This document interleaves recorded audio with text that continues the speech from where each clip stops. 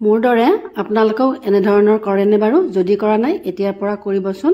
প্ৰথমতে মই এনেকৈ বাদাম ভাজি ৰাখি থৈ দিওঁ। লগতে নৰসিংহৰ পাতো কেইটামান ভাজি এনেকৈ নিৰামিষ তৰকাৰী হ'লে অকণমান ভাজি দি সদায় দি থাকিব পাৰিব। লগতে মই এনেকৈ মাটি দালিও 2-3 কেজি এনেকৈ অকণমান ভাজা লগাই অকণমান গোন্ধ আহিলে ৰাখি থৈ দিব লাগে আৰু ঠাণ্ডা হ'বলৈ দিব লাগে।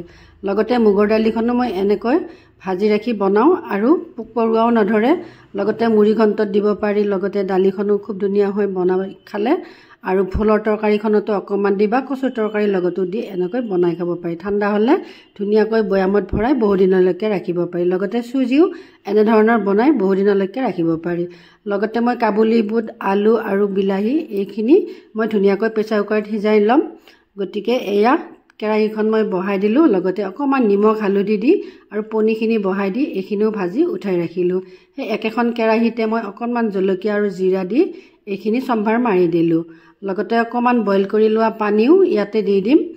লগতে মই নিমখ হালধি আৰু অকণমান মই ঘৰতে বনাই লোৱা মছলা জিৰা, জালুক, চপ, ধনিয়া, দালচেনি, ইলাচি এই আটাইখিনি মছলা আৰু জলকীয়া গুড়ি আটাইখিনি দি মই অকণমান সিজাই লোৱা পানীখিনিৰে দি উতলিবলৈ দি এয়া পনীৰখিনিও দি দিলোঁ। লগতে আপোনালোকেও বা ময়ো দিব পাৰোঁ যে লাও গুটি পিচি আৰু এয়া কাজু পিচি বা দৈ অকণমান দি বনাই ল'লে গ্ৰেভিটো খুব ধুনীয়া হয় তৰকাৰীখন।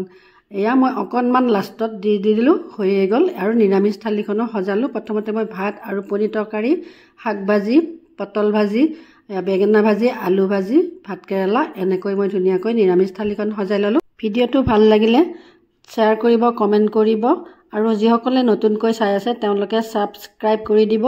লগতে আজিলৈ আহিছোঁ পুনৰ এটি নতুন ভিডিঅ' দিয়াৰ আশাৰে। ধন্যবাদ।